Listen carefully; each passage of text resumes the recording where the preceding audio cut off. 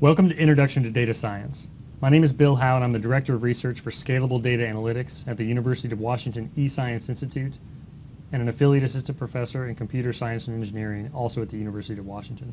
So in this first segment, what I want to do is go through some examples of data science activities and projects from the recent past that I found interesting and use them to sort of whet your appetite for the concepts that we're going to learn in this course. Okay.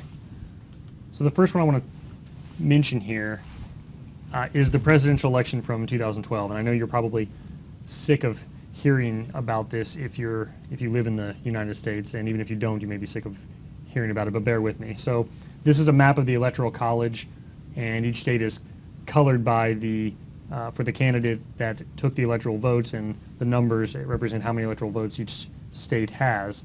And so if you recall, what was interesting about this map at the time was that it was or that it led to a pretty significant discussion in the media about data science, because Nate Silver of the 538 blog was able to predict this map perfectly before the election. All right. And, you know, that discussion in the media talked a lot about, you know, what a genius Nate Silver was, and mentioned the sophisticated mathematics he was using and how, you know, he's sort of a whiz with these things. But what I thought was interesting about this was that Nate Silver would be the first one to tell you that the methods he was employing to make this prediction were actually pretty simple, right? And so he says here in a series of quotes from blog posts around that time, this first one from October 26 was, "The intuition behind this ought to be very simple. Mr. Obama is maintaining leads in the polls in Ohio and other states that are sufficient for him to win 270 electoral votes." And then what I thought was funny was, you know, a few days later, he becomes sort of more blunt. "The argument we're making is exceedingly simple. Here it is. Obama's ahead in Ohio," right? It's not a magic trick. And so then after the election on November 10th, when he was shown to be right and got this sort of flawless prediction, the blog post that this last quote is taken from, that this last quote was taken from was describing why he started the 538 blog in the first place. And he says, look, you know, the bar set by the competition was invitingly low. Someone could look like a genius simply by doing some fairly basic research into what really has predictive power in a political campaign. And so what really had predictive power in this case was the state polls themselves, aggregated, right? So historically, the state polls aggregated did a pretty good job of predicting the outcome of the general election. And so that's what he did. Now, there was some sophisticated work in quantifying the uncertainty and certainly in presenting these results. There's a lot of beautiful interactive visualizations that he created in order to sort of convey these ideas to the public. And that's one of the points I want to make about this, is that getting the answer in some cases is the easy part. It's in interpreting the results and in convincing others of the result by presenting them, usually through visualizations, that can be the hard part. And this is one of the themes that we'll come back to throughout this course. Okay. So just to summarize that, though, I'm not sure I said this, that simple methods plus enough good data, you know, wins. That trumps more sophisticated methods in many cases, and that's another theme that we'll come back to. All right, so something else related to the campaign before we moved on to other topics was the system that the Obama campaign used for their data-driven ground game, so to speak, the ability to sort of target target specific categories of users. And so what they did was they built and maintained a really significantly sized, a massive voter database, and used it to design these highly tailored messages to very, very specific groups. So, you know, the mother of two in a small town in Ohio who tweeted about the environment and mentioned organic vegetables on her Facebook page, and, you know, who had voted in 2008 and had registered on Obama's website but had never donated. Okay, you know, she would get a message from Michelle Obama that highlighted Barack Obama's environmental policies. Okay, and so in order to design these messages, what you had to do was kind of do ad hoc hypothesis testing about what might work and what didn't. You had to kind of slice and dice this data at kind of interactive speeds. And this is another theme that we'll return to, is the need for these kind of ad hoc interactive analysis. And the systems they use for this are pretty interesting too. You know, this was a SQL database, a very fast one called Vertica, and we'll talk a little bit about what makes Vertica special, I hope, toward the end of the course. But it is a SQL database, and so SQL sometimes gets a bad name in data science context, as sort of the old guard that can't be possibly used for analytics and doesn't really make sense in today's era. But don't believe it, right? It has a role to play in many cases. And so here, they did use Hadoop, right, to do the aggregate generations of anything not real time, he says here. But for the speed of thought queries about the data, they used this Vertica database. Okay, and so we'll come back to systems in several segments from now. Okay, so moving on, this was around the same time, when Hurricane Sandy made landfall. One of the things that struck me was the fact that visualizations of available data were starting to emerge in real time in response to the storm. And there's some very nice examples of people who used Twitter data to analyze a map, or to produce a map of where the power was going out. And in this even simpler case, Joseph Fruwald got public data from local weather stations, and just from 2 different weather stations, and just simply plotted them. And so this is the barometric pressure over the course of this few-day period, 2 days I guess, in 2 locations, Atlantic City and Philadelphia. And so you can see this enormous dip is the storm passing through, and you can also see the time lag between Atlantic City and Philadelphia, and you can also see the intensity is probably a little bit higher, given that the barometric drop is more significant in Atlantic City. Okay. So a couple things here. One is pulling data down from the web and repurposing it sort of in real time, or at least in short time, maybe not real time, to produce visualizations and then publishing those back out on the web. I think this is very much the character of data science activities. In this particular example, there's not necessarily a large data set involved, but repurposing data that was collected for a different purpose is a theme that we'll come back to. And again, we see the ad hoc nature of this as well. Fine, so another plot, here's wind speeds, and they sort of peak out at 40 in Atlantic City, which is still the green, and you can see Atlantic City is indeed more intense here, and the gray here is error bars. So again, another variant on the same data. Okay, so changing gears a little bit,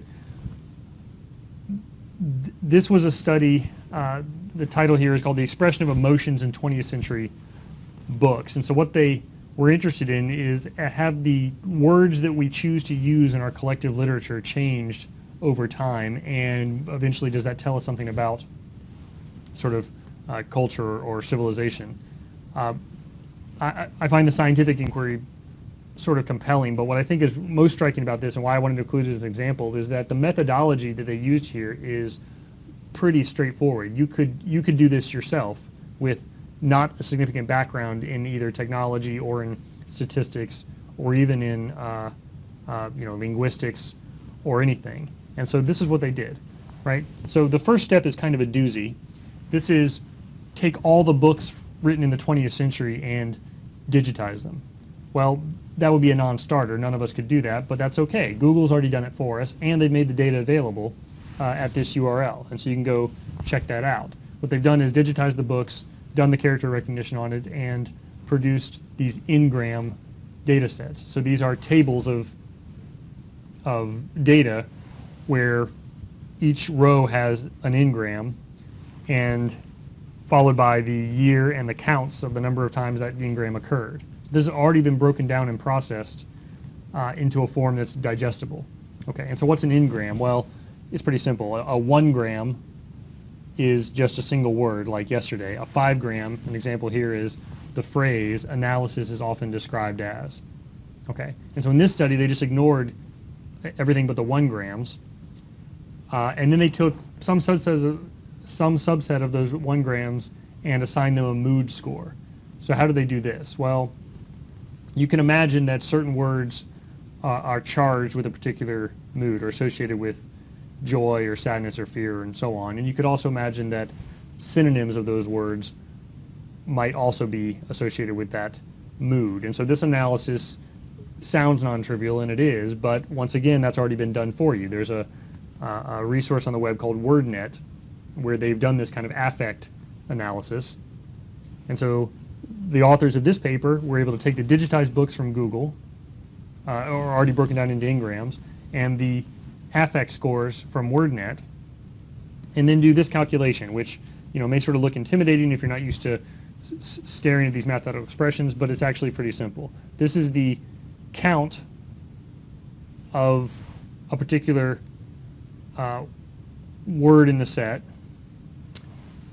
being the set of WordNet words, which is not as big as all the words. Only some words are able to be scored as mood. And then you normalize by the count of the number of occurrences of the word the. So why do they do that? Well, you need to normalize over something in order to account for the fact that perhaps we just write more books in 2005 than we did in 1937, or we've been able to digitize more books. So we need to normalize by that total. Well, why not just normalize by the total number of words?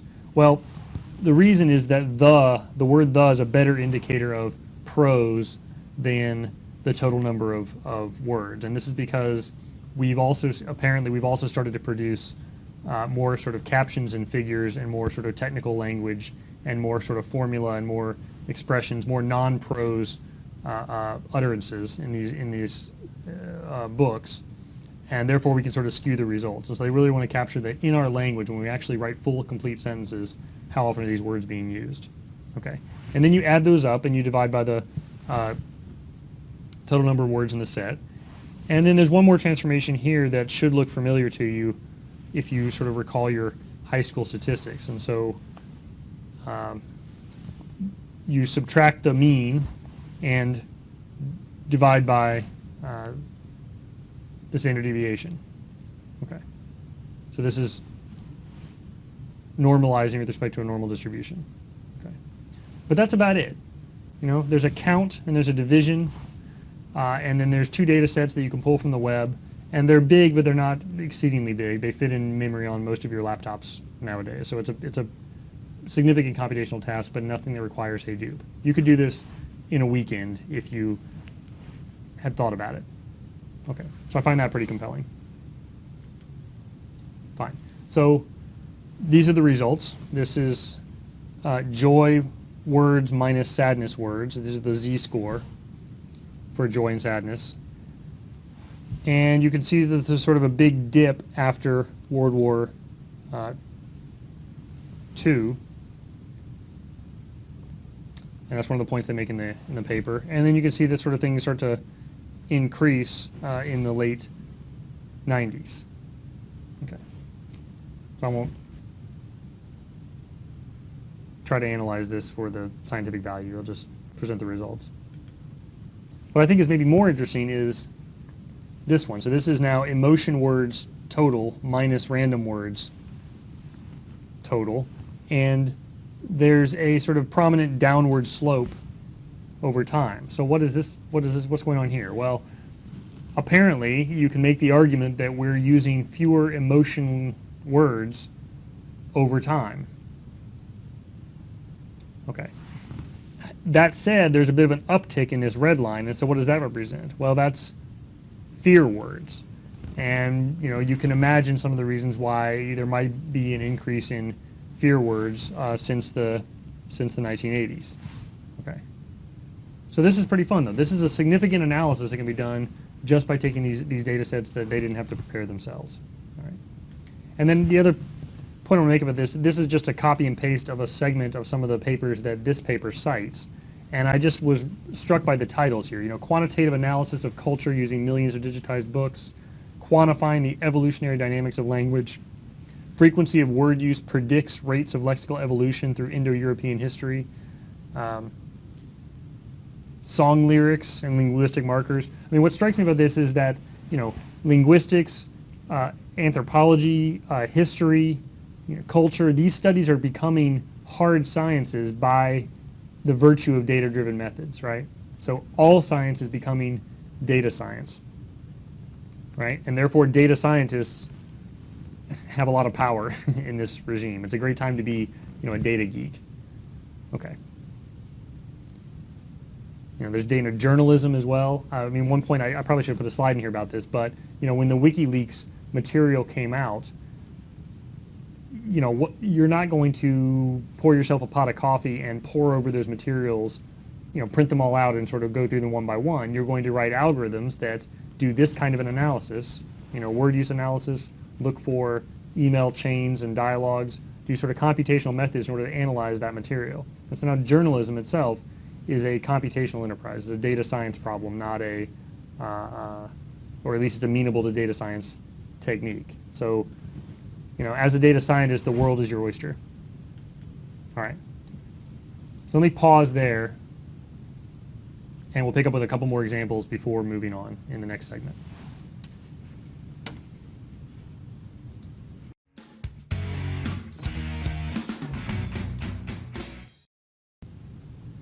So let's go through a few more examples. So if you were asked to decide how important a particular scientific paper was relative to other papers, how might you go about doing that? Well, one way to decide between, say, these two papers here, I'll mark one with a blue circle and one with a red circle, is to wait until other papers start to cite these and count up the number of citations. So here, the paper marked with the blue circle has had 4 other papers authors have bothered to read this paper and cite it, so therefore it must have had more impact in the scientific community than the one marked with the red circle. But if we wait even longer, and that's indicated here by this darker blue color, if we wait even longer, you might get even more people citing this intermediate paper. And so maybe we can conclude that, well, over time, ultimately, this one had more impact because this paper was influenced by this paper, and all of these papers were influenced by this one. So therefore, perhaps we change our answer and that this one is more important. So how do we decide between these two interpretations? Well, this problem looks a lot like the problem of judging the relative importance of pages on the web. And so one thing you can do is say, well, look, a particular website is important if a lot of other important websites point to it. And so here you can say a scientific paper is important if a lot of other important papers point to it. And this method that Google proposed and implemented and ultimately led to a pretty significant part of their success was this algorithm PageRank. And so PageRank did exactly this. You add up all the weights of your neighbors and give them to yourself, and then pass on that weight to everybody that you link to.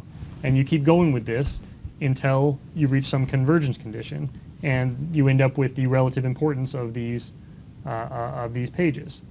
Okay, and so this is a method that comes up quite a bit. Whenever you have a graph, it makes sense to potentially run PageRank algorithm on it, even though it had nothing to do with ranking things on the web, for which it was originally designed. Okay. Using this same data set, you can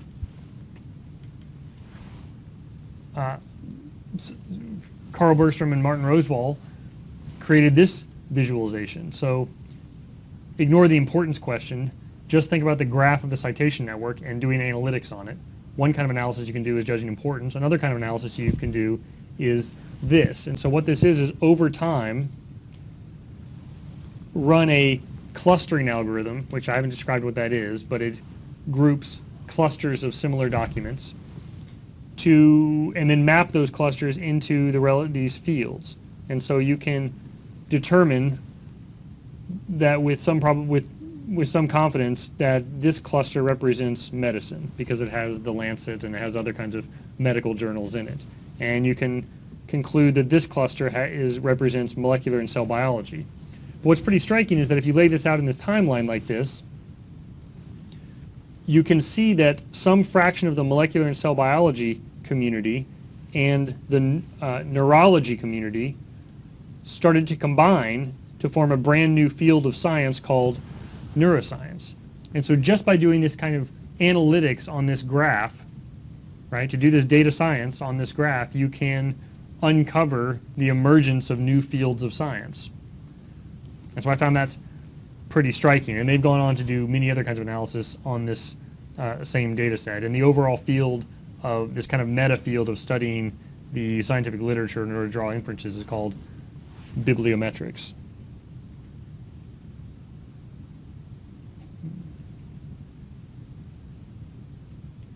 This pen is a little wonky. Bibliometrics. Sorry for the bad B there. Okay. So what is not amenable to data science? Well, you might think food, and this is a paper in a fairly respectable journal that applied some data-driven techniques to analyzing food pairing. Okay, and so what they did here is pretty interesting, right? So induce a graph on the ingredients by saying that if two ingredients appear together in a recipe, you draw an edge between them. A graph meaning vertices and edges. And if you're not familiar with graphs, you will be by the end of the course, but bear with me right now. So connect two ingredients if they appear together in some recipe. Okay, build that big graph, and now you can analyze it in ways that are similar to what we just talked about. You can look at the community structure. You can find the clusters within this graph and see if these clusters correspond to some of the well-known methods of food pairings. Okay, and in some cases they do, and in some cases they don't. And the authors sort of show that they've uncovered things that were not necessarily known but appear to be there in the data, right? And so this data-driven approach, the fact that there's websites full of recipes online has allowed us to put things on a more quantitative basis that were previously simply, old wives' tales, essentially. Okay, so I thought that was kind of a fun example of an unusual use of data science, again, in a respectable journal. All right. So another example, this is from the Last.fm blog. They looked at the tags associated with the songs on Last.fm and used it to do some simple analysis of the emergence of genres over time, but based on the popularity of the tags for songs coming from that time. And so you see things like, well, post-punk in red here came after punk in purple, which you'd hope that the graph shows, that you'd expect. You'd also see some kind of a rise here in rock and roll over time, and then maybe a bit of a dip more recently. And so this is kind of interesting. But the other theme here we have is that we mentioned in the previous segment is repurposing data, right? So this data was collected simply to help with search, find similar music, and is now being reused to sort of draw inferences about the emergence of entire genres. Okay. So another example here that you may be familiar with, Google was able to show that by analyzing the search logs, the frequency of search terms, it could do a better job predicting the severity and the scope of flu outbreaks than the Centers for Disease Control. And by better here we mean essentially earlier, right? It was able to give more of a head start to the health community. Okay, and also it was sort of more accurate. So how do they do this? Well, when you're getting the flu, it turns out that you want to search for flu symptoms, terms associated with flu symptoms more often, and by watching that uptick, you can predict that that the flu outbreak is coming. Okay, so that's great, and they put in this worked, and they sort of published a paper about it, and then they put up this interactive visualization that allowed people to sort of analyze flu outbreak going forward. But just this year, some folks showed that it didn't do a very good job in this last year. So scientific hindsight shows that the Google flu trends far overstated this year's flu season. And the reason they think explains this is that there was lots of media attention associated with this year's flu season because it was a bit of an uptick, and so it got amplified, and so this caused people to search for flu-related terms more often, perhaps because they're worried about experiencing the symptoms, perhaps because they are trying to understand more about the flu outbreak, perhaps because they're searching for articles, perhaps because they're worried about their kids more. But it all was a second-order effect based on the media attention on the problem, which led to skewed results and ultimately a wrong answer. And so the point here is, this is great that they're repurposing data from the search engine to try to make predictions about something else, but it is biased data, and so you have to be careful with what you conclude from it. Okay, so there are limits here. All right. So another example, also analyzing web search traffic that was done with perhaps a little bit more of a scientific rigor, was done by some folks at Microsoft Research. And so here what you're looking for is side effects associated with particular drugs. And so these results are pretty striking. So what this graph is showing that is over time, a set of users, it was around about 1 million, that had permission to sort of monitor their web search traffic, that when you searched for this drug in green, what percentage of the time did you also search for terms associated with hyperglycemia symptoms? And the answer is somewhere around 5%. For this other drug, it was somewhere around 4%. In the background, for the average case, it was pretty close to 0%. If you searched for both of these drugs, the odds that you also searched for hyperglycemia symptoms went up to 10%. Okay, so what's striking about this is that hyperglycemia is not a known side effect of these drugs, but it seems impossible to ignore from the web search data, right? There's just no reason to believe that this could be explained by coincidence, and they developed this argument more in the paper than I just have there. But so fine. So repurposing data. This is another example of a large data set, and they had to use a web search. And those are probably the 2 points I want to make about that, but a pretty fun one. Okay, so the last example I'll give is a different take. This more about prediction than data, but this from last October, if you recall, there were 6 Italian seismologists who were convicted of manslaughter for failing to predict a magnitude 6.3 earthquake in April 2009. And so while the locals were concerned about the seismic activity, the researchers were deemed to be just too reassuring about the verdict. And so the point I want to make here is that, there's liability. I mean, so this scientific community was completely aghast that this happened, and I'm completely aghast that this happened, and pretty much everybody is, that you can imagine to hold researchers responsible for failing to predict something that is demonstrably and known to be impossible to predict, right? So there's no seismologist on the planet that would argue that earthquakes are even remotely predictable, and yet the courts sort of decided that somehow they, because they got the wrong answer, it's bad. But it does sort of bring up the issue that when you make a prediction, there's a certain amount of weight you're going to put behind it, whether intentionally or not. And so understanding how confident you are about that prediction is sort of an important part of the game here. Okay. So that was the last example. The themes that we saw come out here, we gave a couple examples of graph analytics. We showed that databases are sort of useful in the Obama ground game case. We saw a lot of examples of visualization and communicating these results, interpreting these results. We saw some examples of using very large data sets, other examples that use very small data sets, and not everything's about big data. A couple of bullets that aren't on here, we talked about ad hoc, interactive analysis is sort of not just faster but different, and so supporting that is important. And then we talked about repurposing data, right? So data collected perhaps by someone else for some other purpose, reusing that to draw inferences about something else. That's a pretty common theme here. Okay. In the next couple of segments, we'll talk about how we organized this course and some of the design decisions we made in creating the material.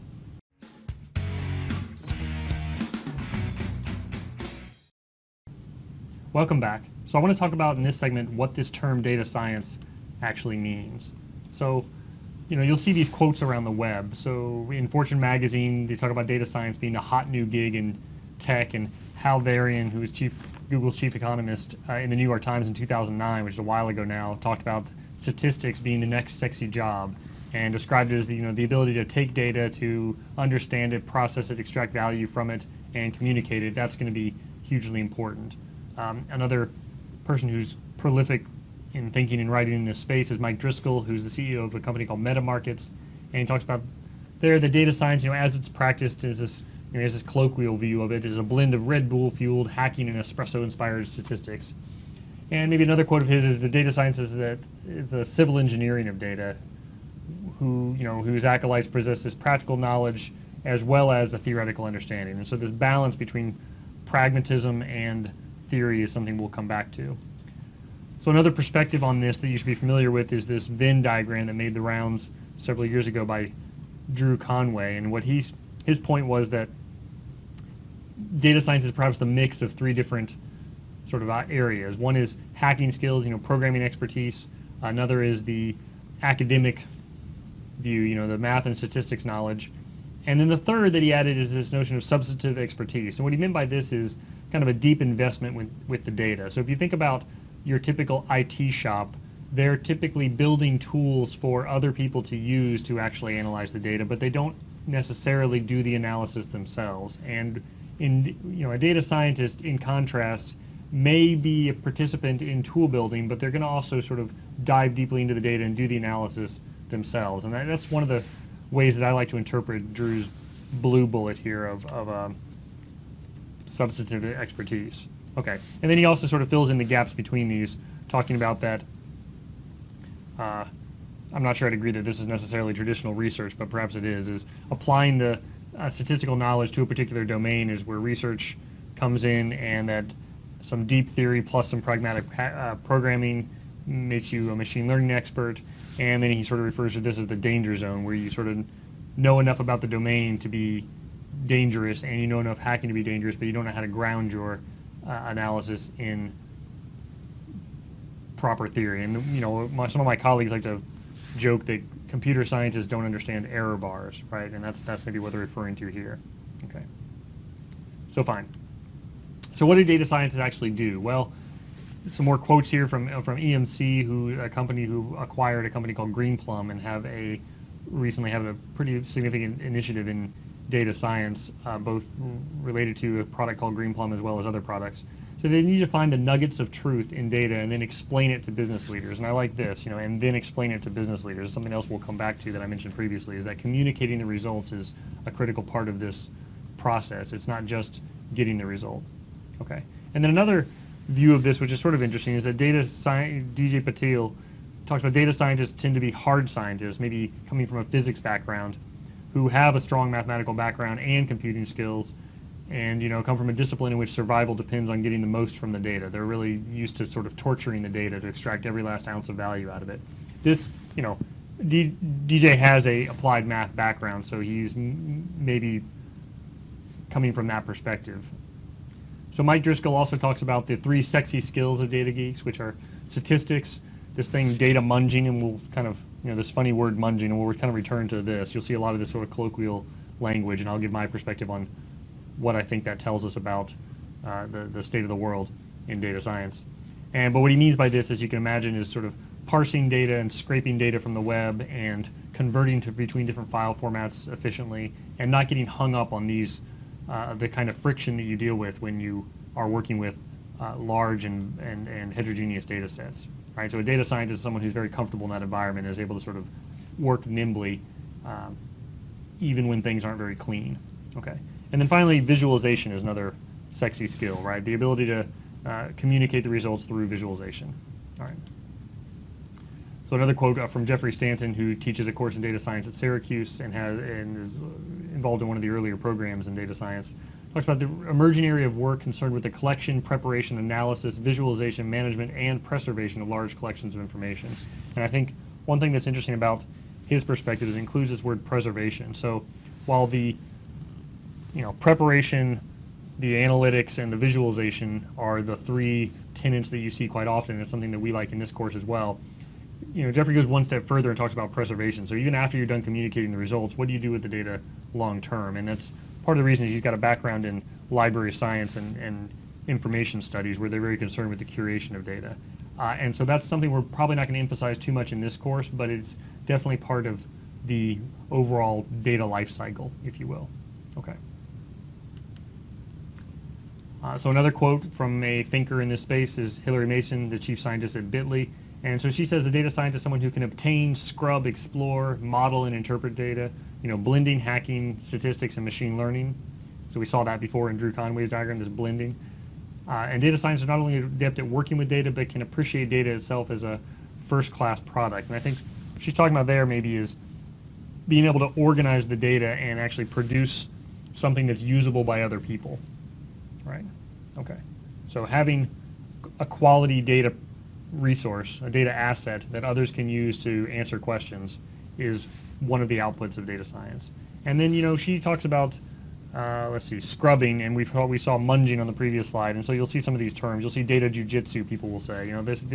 The data scientist that I want to hire is really good at data jujitsu. And we don't, I'll in a couple of segments I'll talk about, or the next segment I think I'll talk about what I think this means. Okay, so to summarize what we've talked about, there's perhaps three overarching tasks involved in data science. And those are, preparing to run some sort of statistical analysis, actually running that statistical analysis, and then interpreting and communicating the results. And this phase here, this preparing to run the model, is where we see all that data munging, cleaning, manipulating, integrating, and so on. All right. So another view that I like to take is that data science is really about data products, producing data products that you may use yourself or that others may use. Okay, and so what do I mean by data products? Well, this could be data-driven applications. So if you think about a spell checker, right, this is not just a piece of code. This is not just a piece of software that does something. This is only enabled by a dictionary of words and a dictionary of misspelled word, actually. Okay, and similarly, a machine translation where you can type a sentence in French and have it automatically translated into Arabic relies on not just clever algorithms, but rather an enormous corpus of French text and Arabic text. Okay. A second kind of data product is interactive visualizations. We saw this example with the Google Flu application, and there's a suite of visualizations on the web that I'm not going to show right now that are associated with the global burden of disease. And these are visualizations produced by the Institute for Health Metrics here at the University of Washington. And what I like about it is it's an example of where they've done a lot of research, but then the output was not just a research paper, although they wrote plenty of those as well. It was these interactive visualizations that allowed you to explore the data as well. And so this, I think, captures this notion of producing not just the answer, or not just a paper in perhaps this case, but a data product that is usable by others. Okay. And then finally, another kind of data product might be an online database of some kind that others can actually use to can query and answer their own questions. And so maybe there's not necessarily a visualization component, but the work that goes into producing these things, I would argue, is part of data science. And so this captures some of the enterprise data warehouse work and software and effort, of which there's a lot, and including business intelligence work. And in a couple of segments, I'll try to differentiate those two. Another example of an online database from science as opposed to business is the Sloan Digital Sky Survey, which I'll talk about in more detail in a couple of segments. So again, just to summarize here what's in red, data science is not just about building data products, it rather is about building data products, not just answering the questions once. And what data products are assets, digital assets that empower others to use the data in new ways. And so they may help communicate results. For example, Nate Silver built these maps, or they may empower others to do their own kind of analysis, say with a data warehouse or with a visualization. All right.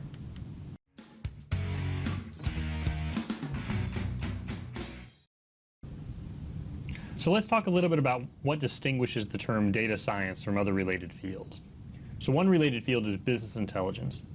Business intelligence systems are associated with a couple of concepts. One is a data warehouse, and the other is a set of dashboards or reports that consume data from the data warehouse and are used to answer particular questions. So both of these components require a lot of upfront effort to design and build, and are therefore not too adaptable when requirements change. Okay, and so therefore a software stack designed for business intelligence may or may not be appropriate for any particular data science problems where changing requirements are considered the norm. And so it sort of warrants a new term, is that business intelligence became associated with a particular approach to a particular set of problems, and a data science is in some sense broader. Okay. The other point I'd like to make about business intelligence is that the BI engineers are not typically expected to consume their own data products and perform their own analysis and make the business decisions themselves. Usually they're building tools for others to make decisions with. Okay, as a data scientist, you'll be doing both. So what about statistics?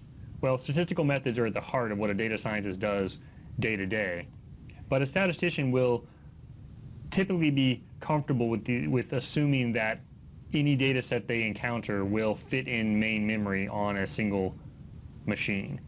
And this makes sense because the whole field was born out of the need to extract the most information possible from a very sparse, very expensive to collect, and typically therefore very small data set. Okay, so if you only have 20 patients in the world with a particular disease, you can't just go find 20 more cheaply. So therefore you need to come up with new mathematics to squeeze as much information as you can out of the 20 you already have. But that's not always the problem anymore. Right? So as we shift from a data-poor regime to a data-rich regime, the set of challenges move from the need for new mathematics to squeeze information out of a data set to new engineering to even handle or process very, very large data sets. Okay. However, some of the methods, some of the models that you'll build are the same in both cases. So database experts, database programmers, and administrators bring a lot of skills to the table to make them appropriate for data science tasks. But there's a focus on a particular data model, which is usually the relational data model. Okay. So this is rows and columns. So if you have data coming from sources that are video or audio or even text, or to some extent even graphs, nodes and edges, which we'll talk about, a relational database may or may not be the right tool, and even the concepts that transcend any particular database system may or may not be appropriate. And we'll sort of explore when and where it isn't appropriate as we get into the course.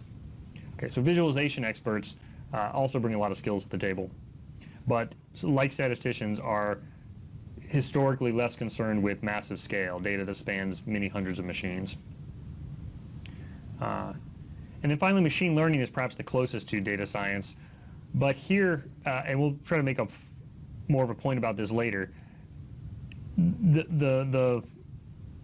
as a proportion of the time you'll spend on a data science problem, actually choosing the right model or algorithm, machine learning technique, and applying it and running it is a fairly small fraction. What you'll be spending much more time on is the preparation of the data, the manipulation of the data, the cleaning of the data, the wrangling of the data, as some have been saying. And for this, machine learning techniques are not particularly relevant. And so this falls back more towards the database managers, the database experts and database programmers. Okay. So there's a lot of courses that could be considered data science courses. Some of them use data science in the name, some of the newer ones. Others have been around for a long time, but are obviously in this same space. And so I want to spend a little bit of time describing the dimensions by which you could describe these courses, and then choose a particular point in this design space that we've used to motivate this course. Okay. So as a preface, let me show you this quote from Aaron Kimball, who's the CTO at Weeby Data. And so he said to me that he worries that the data scientist role is perhaps like the mythical webmaster of the 90s, that they were expected to do everything. Right? The companies knew they needed to get on the internet in the mid-90s, but they didn't know how. And so they said, well, we'll hire a webmaster, problem solved. All right, the webmaster will write all the content for the website. They'll do the design and manage the user experience. They'll write the code that will wire the website to the order fulfillment system in the back end. They'll actually structure the pages and do the navigation. They'll do the logging required to make sure that the site stays up all the time and has reasonably high availability. They'll design the schema to hold the data that will be served out through the website and so on. And so it wasn't really feasible that you're going to get this in a single person. And so instead the internet strategy became a broader team. Similarly, that might be what we see happening with data science. But here's what it means to me. The term data science tells me that if you're a database administrator and your skills are solely about relational databases, the current trend is you will need to learn more about unstructured data and statistical modeling. If you're a statistician, you will need to learn to deal with data that does not fit in memory. If you're a software engineer who's used to sort of building systems and working with files directly, you'll need to learn some statistical modeling and how to communicate your results to your managers. You'll need to work with these data sets and actually use them to make decisions. And if you're a business analyst who is trained to make the decisions based on data, you're going to need to start understanding a little bit more about the algorithms and trade-offs, especially at scale. And for a couple of reasons. One is the costs change dramatically based on the technology you're picking. What's happening with cloud computing that we'll talk a little bit about, and what's happening with these algorithms is that you might be able to get an answer, but it may cost more or less than it did 5 years ago. The other reason is that as we do more fly-by-wire business, meaning we trust algorithms more and more to make some decisions for us, they become these opaque black boxes. And if you don't understand what's going on inside that black box, you're bound to misinterpret the results. And so it's no longer safe to just sort of throw your trust over the wall to some algorithm or to your staff that's running these algorithms. You may need to sort of understand, internalize the trade-offs in choosing one model versus another yourself. Okay. So here are the dimensions by which I like to describe these different courses. The first one is breadth. And so I divide breadth into tools versus abstractions. And so every sophisticated course would prefer to cheat towards abstractions, right? You want concepts that transcend any particular implementation. However, what students are interested in is hands-on experience using tools they can use, tomorrow at a job. And so you always have this tension between these two. All right. And so some examples here are, Hadoop, which we'll talk about, is an implementation of an abstraction called MapReduce. And then the MapReduce abstraction certainly transcends its particular implementation in Hadoop. Okay, and so here, as I'll mention in the next segment, I want to cheat towards abstraction whenever possible, but make sure that there are assignments that give you the hands-on skills that people are interested in. All right, the next dimension here is depth. And so by depth, I intend the distinction between structural manipulation of data and statistical manipulation of data. Okay, and so here you can think about the relational algebra as a structural formalism, a formalism for manipulating data structurally, while the linear algebra is perhaps a formalism for manipulating data statistically. Okay, and so here, try to strike a balance, but I actually lean more towards structure, and I'm going to defend that position in the next segment. The next dimension you can think about is scale. And so here is, on one end is yes, it fits in main memory on a single machine versus what I'll call cloud, meaning that you might require hundreds of machines to work on it. And here I cheat towards cloud. And the reasons that I've already sort of described are that, it's no longer safe to assume the data fits in main memory. And to train people to work only with data of that size, the whole world changes when you start moving to even 2 machines, let alone 100. And to not give you some exposure to that change would not equip you to be an effective data scientist. Okay. And then the final dimension I use is sort of the target audience, right? Is this for hackers or more for analysts? And by hacker, I mean, you already have significant programming experience and you're looking to sort of round out your skills in some of the mathematics. Or are you more of a technology decision maker who is trying to bring a little bit of technical depth? And here I like to actually strike a balance. I don't want this course to be solely assuming that you are a seasoned developer, but nor can we sort of ignore all programming whatsoever. So we're going to try to strike a balance between these two. All right, so here's the choices we sort of made in this course. So one is we cheat towards abstractions, we cheat towards structs, we definitely like large scale, and then I say we'll strike a balance, but we actually cheat towards the analyst side. We favor the fact that there are going to be analysts in the room who don't necessarily have significant programming experience. And I've already gotten a lot of questions from folks over email who say, hey, look, I haven't been doing programming day to day. Am I going to be able to take something away in this course? And I think the answer is yes, although there will be some programming, so be ready.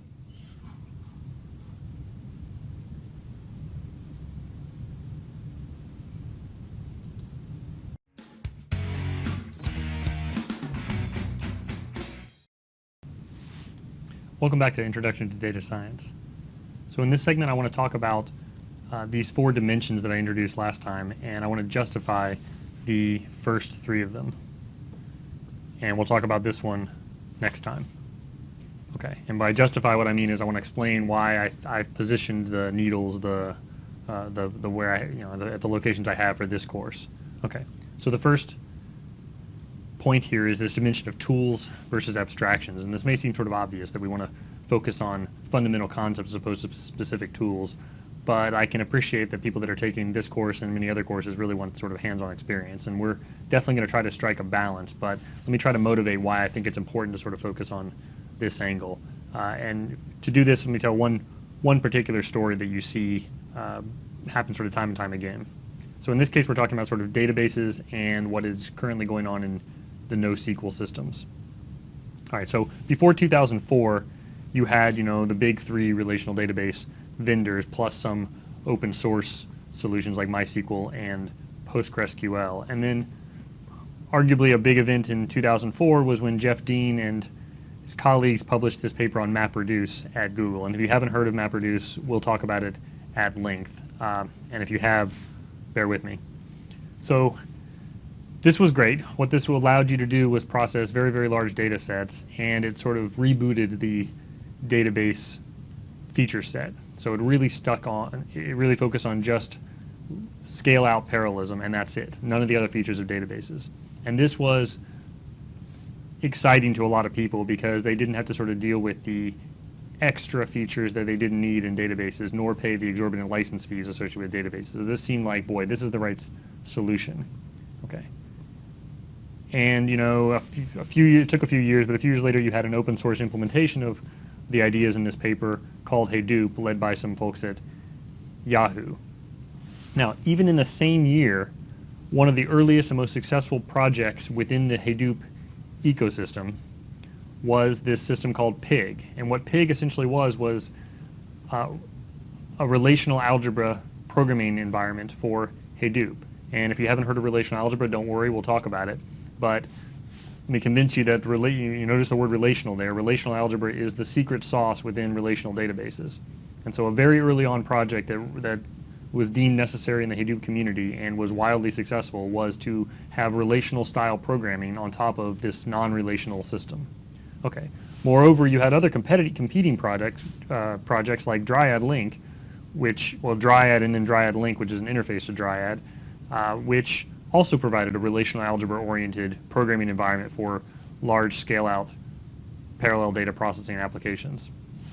Then you had people literally put the language SQL on top of Hadoop. So instead of just the underlying formalism, it literally had the programming language you needed. Then a bit later, you had indexing for Hadoop, which is another feature that databases have that we'll talk about. You had people talk about schemas and more sophisticated types of indexing, which is two other things that databases have. And then you now start to see transaction processing being a very very important topic in NoSQL systems. Is how to support concurrent access at very large scale transparently. And this slide is perhaps a little bit old. It's now 2013, of course, at the time of this recording. And the Spanner system from Google is a important system to look at that we'll talk a little bit about later. Okay, so now this isn't to say that MapReduce was useless. We're going to talk about it at length, and for a very good reason. It actually has some pretty important permanent contributions, three of which I mentioned here. One is, it was the first system to really emphasize fault tolerance. And the idea here in a nutshell is that when you're working with 1,000 computers at one time for any length of time at all, a few minutes, a few hours, the odds of one of them failing in some way is extremely high. And so databases didn't typically have to worry about this because the assumption, first of all, they weren't running on thousands of computers at once. And second of all, they were sort of under the assumption that your queries would typically be pretty fast. Okay. And so fault tolerance during query processing, so you don't lose all the work you started on when you're running a query, was something that the Hadoop and the MapReduce paper really sort of emphasized and has now been sort of accepted by the larger community. The other notion, which is a little more subtle, is this idea of schema on read. And what I mean by that is, the way databases worked in the past and largely still work is, we design this thing called a schema, which is a particular structure for your data. And then your job is to fit your data into that schema. And until you do so, we don't really want to talk to you. The database has nothing to offer you until you're able to sort of fit it into some sort of a schema. Okay. And the observation was that, well, look, a lot of data doesn't come pre-equipped with a schema. We don't have a schema just sort of lying around. We have to do something with it. And it's huge. It's many hundreds of terabytes or something. So what do? Well, one answer is you can use these MapReduce-based systems, Hadoop for this. But having to say that before you're allowed to touch your data, you must load it into a database, that was kind of a non-starter for a lot of applications. Okay, and then finally, this idea of user-defined functions is something that all databases, or most databases, support. And it's the idea that you might want to do things outside of what you can do in a normal SQL query. You might want to write your own code and push it into the database. But the experience of having to sort of write and maintain and manage and use these things is not great. And that's why a lot of people put their logic inside the application as opposed to pushing it down into the database, where arguably it could do more good for reasons we'll talk about. Okay, and so I think, MapReduce sort of argued that, look, you can give the Java programmers what they want, a Java programming environment, and let them write scalable systems without forcing them to kind of use this crazy user-defined function interface that databases offer. Okay. So fine. So what's my point over all this? Well, if we focus too much on tools, what you would get is a snapshot in time of what tools are important, as opposed to seeing that some of these features around databases are, they sort of ebb and flow in their popularity, but they're sort of a permanent they're a permanent value in your reasoning about large-scale systems. Similarly, you might lose track of what's actually novel and what's actually new in the midst of the conversation about sort of relational databases versus NoSQL systems. Okay, so I want to focus on these abstractions throughout the course whenever we can. Great. Now, okay, so fine, we're going to focus on the abstractions. What are the abstractions of data science? Well, it's not clear that people really know yet, and I'll give my case for this in the next slide. But the reason why I don't think we really know yet is you see these words being used like data jujitsu and data wrangling and data munging, and this is the real skill of data scientists, that they have to be able to wrangle data. Well, what does that mean? Okay, so my translation of this is we don't really know what we're talking about yet. But that said, there's probably a few candidates we can consider here. So maybe everything's a matrix, and everything we want to do with data, it can be expressed in linear algebra. If you're a database person, maybe everything is a relation, and everything you want to do is expressed in relational algebra. If you're more of an object-oriented programmer, everything's an object, and we communicate between objects by sending messages back and forth through by calling methods. If you're more of a sysadmin type, then everything's a file, and we write bash scripts to process it. And if you're an R programmer, then maybe everything's a data frame, and we call functions in this library. And MATLAB, similarly, perhaps with MATLAB, everything's an array, or a matrix, or a vector, I guess, in their parlance, and everything's a function on that. Okay. So I think of all these possibilities, there are two that stand out as likely candidates as fundamental abstractions for data science, and those are the first two here. And the reason is that we see these abstractions appear over and over again, independent of particular tools. Now, relations and relational algebra are closely associated with databases, but as I argued a few slides ago, and as we'll see throughout the course, you see this come up time and time again. Okay, and you even see it in, say, object-oriented languages, and you see it in R and so on. Okay. So these are the two that we'll mainly focus on in this course. So now I want to motivate desktop scale versus cloud scale. And the argument here for desktop scale is that, well, data science is really about the functions and the statistics and the manipulation, the techniques. So therefore, we can sort of push large scale data into a separate course or a separate category and really just focus on the math and the functions. And I think this is a bit of a mistake for a data science course. And the reason is that, this is a fundamental limitation of a whole category of technologies, and R itself is included in that, although there's a lot of great work on how to sort of scale R up. But as it's added, in its basic usage, what you do with R is you read a file, load the whole thing into main memory on one machine, and then call functions on that. And so if your data doesn't fit in main memory on one machine, you're kind of out of luck. Now, you can be clever and start to use indices to kind of limit the data that you need to access, and you can start to try to be parallel to take advantage of the fact that there's now 4 and 6 and 8 and 12 cores in your machine, in your computers you'll buy nowadays.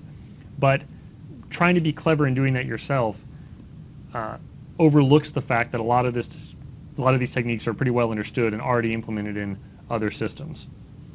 Okay, so being able to be cognizant of what other systems can do and take advantage of those flexibly and write your application in terms of these other systems that already do scale out is a critical skill in data science.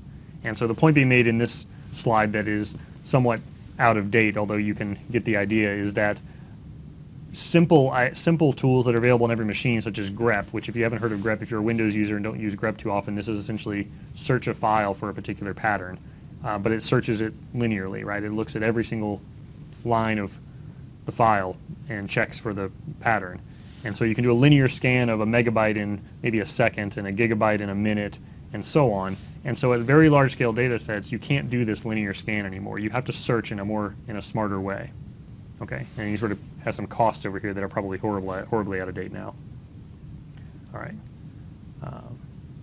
fine. So the point is large scale data is not just bigger, it's different. It requires a different way of thinking about techniques, and it requires a different stack of technologies, and to ignore it's a mistake to ignore that in a data science course.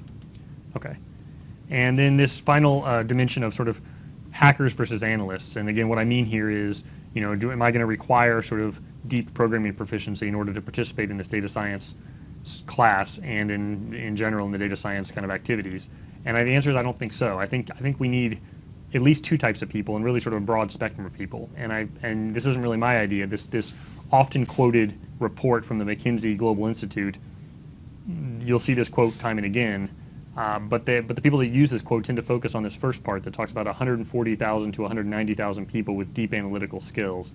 But the second part of the quote is, well, you also need 1.5 million managers and analysts who know how to use the analysis of big data to make effective decisions. Okay, so this means that it won't be just the programmers who are working in this space.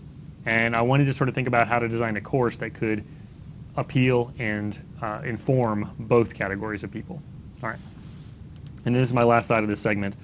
The other reason why I think hackers versus analysts is that the line between them is kind of blurring nowadays, and technology can actually help here, right? It doesn't require a PhD in computer science or a bachelor's degree in computer science, even in some cases, to manipulate large data sets. And in order to back up this claim, I'll give you an example from some of my work where we have done some work to try to make databases easier to use for, say, biologists. And this really nasty looking SQL query that if you squint closely, you can see that it's actually doing interval arithmetic over genetic sequences, right? This is a pretty tough query to understand for even experts. This was written by somebody that doesn't do any programming whatsoever. She doesn't write a line of Python, she doesn't write a line of Perl, she doesn't write a line of R, and she's able to write these SQL queries that process very large data sets. Okay, so the fact that, if you understand what's going on and if you can think in terms of some of these abstractions and you understand your problem well enough,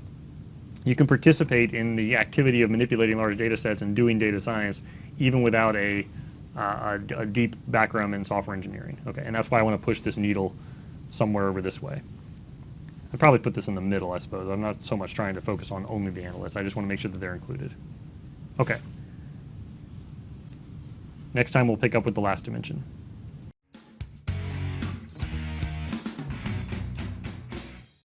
Welcome back.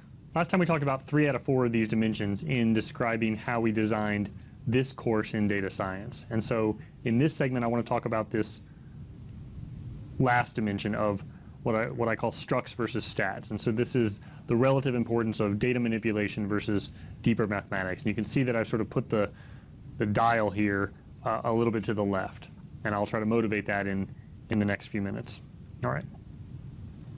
So we already saw one example of this in the first segment where I gave some examples of data science from recent history. And one of these was Nate Silver's prediction of the Electoral College votes for the 2012 U.S. presidential election. And if you recall, this prediction was accomplished by essentially taking the average of the state polls for each state. Okay, so it didn't really require a sophisticated statistical model, and yet it had massive impact. Okay, so a quote that I think sums this up a little bit comes from Aaron Kimball at a company called Weeby Data, where he says 80% of analytics is really just sums and averages. And so if you can get these, what he means by this is if you can get these sums and averages right, if you can do it at any scale on any data that you might see, then you can always sort of build up more and more advanced techniques. Everything sort of boils down to just sums and averages. Okay, so I think this is a motivation for why focusing on data manipulation, which typically is associated with being able to express sums and averages. For example, what you can do in a database query, which we'll talk about in the next couple of lectures. That gets you a pretty long way, right? It gets you 80% of the problem. So another way of looking at this is that there's three main tasks involved with a data science project. There's preparing to run the model, running the actual statistical model, and then interpreting the results and communicating it. I got the animation out of order here, so you can ignore that red. But the point here is, again, Aaron Kimball, from a conversation with him is where I got this, was 80% of the work is really in this first step where you're gathering data and cleaning it and integrating it and restructuring it, transforming it, loading it, and so on, right? So verifying all these verbs you see here, this is the hard part, right? And so actually running the model or even choosing the model and then running it doesn't tend to keep people up at night in practice, okay? So, and then the joke here is perhaps that the other 80% of the work, implying that there's sort of 160% of a normal task is in data science, is in this interpreting the results. So this is the visualization and the communication and the explanation of the results. Okay. So this is another reason why I want to focus in this course on data manipulation tasks that are associated with this first number one task. Okay. Here, another way of looking at this is a quote that's now really old, right? So this is 12 years old or so at the time of this recording from Doug Laney. And this is the document that first coined this notion of big data being the 3 V's of volume, velocity, and variety. And we'll talk about that in a couple of segments.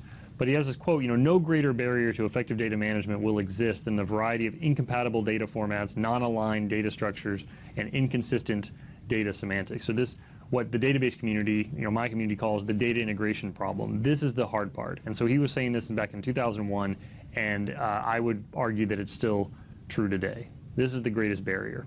And in the context of this, he was talking about this notion of variety being harder than volume or velocity. And I'll explain more about what those V's mean in a couple of segments.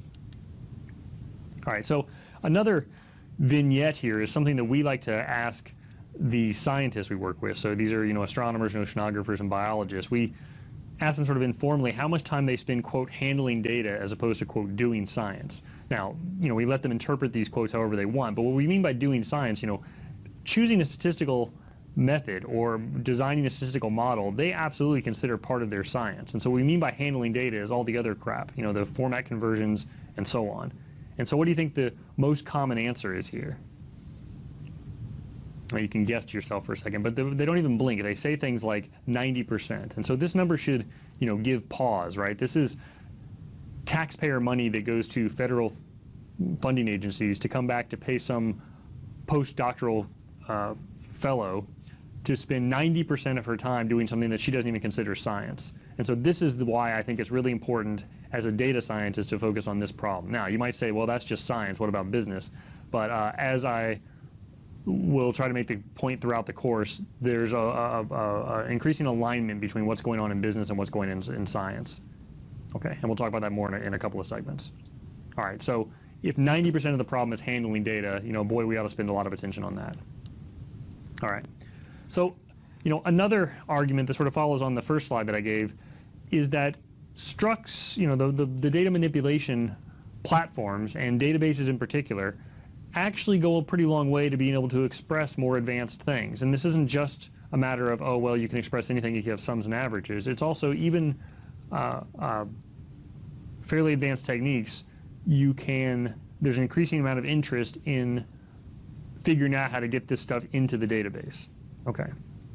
And so this is a slide I'm taking from Christian Grant, where he argues that, look, if you consider databases versus statistical packages such as SAS or MATLAB or R or SPSS, this is what they're doing now. They're downloading data to use in their favorite statistical package, frequently under the assumption that, well, of course I have to, right? Of course that's the only thing that could possibly express this. Well, look, most of these stat packages, the first thing that you'll do is read the data off of disk and load it into memory, and then start calling functions on it.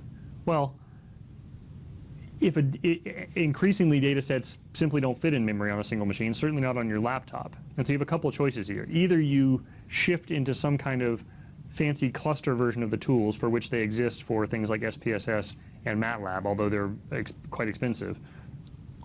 Or you sample the data so that you only can work with a subset that actually does fit in memory.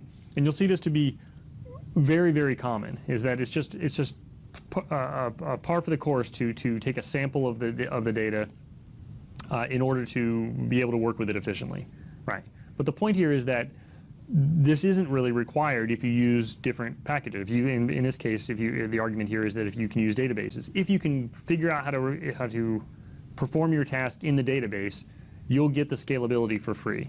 Moreover, these toolkits don't necessarily have any kind of notion of parallelism, right? So even if it does fit in memory, every machine you buy nowadays has at least 4 cores in it, and probably more like 8, and soon to be 12 and 16. So to take advantage of all those cores on your problem is something you're going to be looking for in a package. And this is something that databases can do automatically. Most databases, not all. In fact, the ones you may be familiar with, MySQL and Postgres, typically do not, but other databases will, and we'll talk more about this.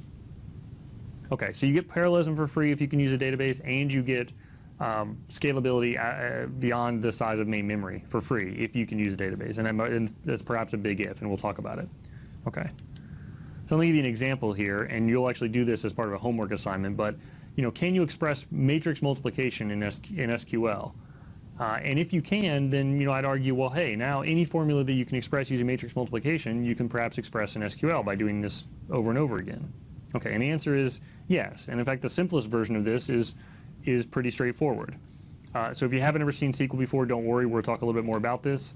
But if you have, bear with me. Imagine you have 2 matrices A and B. Oops, I'm using the wrong device here. 2 matrices A and B. And what you want to do is find all the, and the representation of each matrix here is as a row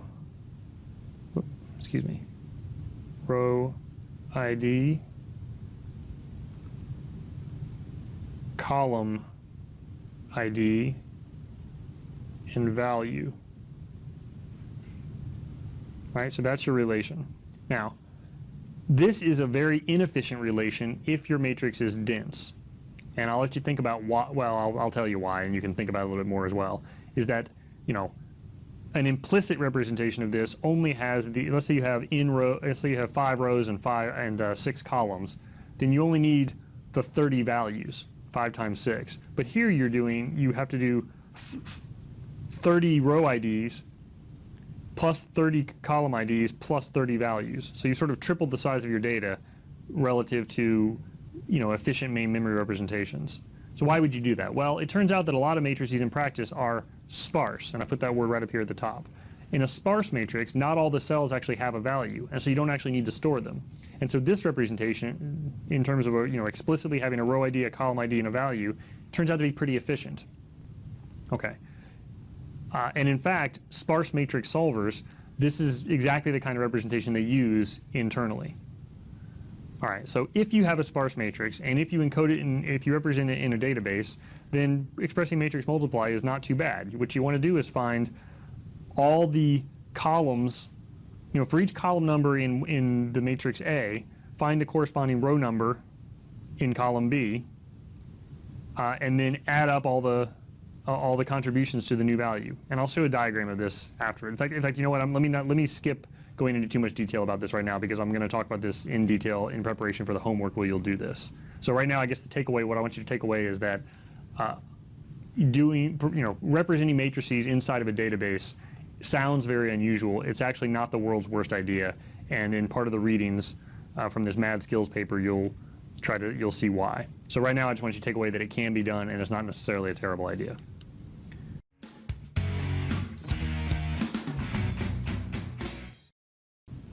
Welcome back. So I want to talk a little bit about how the term data science relates to other fields of science. And in particular, I want to introduce this term e-science, which to a first approximation you can think of as equivalent to data science. So while the term e-science is associated with astronomy and oceanography and biology, data science has been adopted more in business, but they involve a lot of the same concepts. So let me tell you about what's going on in science. So for thousands of years, scientific inquiry has been empirical, right? You observe the natural world, or in some cases maybe replicate the natural world in a controlled environment in the laboratory and make observations about that. In the last, few hundreds of years, science has accepted theoretical models as a valid method of inquiry, one that is reinforcing empirical methods. So, new theories suggest new experiments, and the theories help explain the observed data you get from the experiments. In the last 50 years or so, high-speed computation has admitted an entirely new method of scientific inquiry. You can simulate in the computer phenomenon that otherwise couldn't be, you can't observe directly, and you can't reproduce in the lab, and even the theoretical models become too complex to solve analytically using, essentially paper and pencil, right? But you can actually start from initial conditions and run the simulation to get a result. So this is maybe the what goes on in the interior of stars, or the shift of tectonic plates, or the evolution of the universe, or the effects on the ecology from some species dying out, and so on. So that's fine. So that's 3 methods of inquiry. But in the last 10 years or so, there's been arguably a 4th method of scientific inquiry, which is to acquire massive data sets from instruments or from simulations, and then explore these data sets using new algorithms and new infrastructure.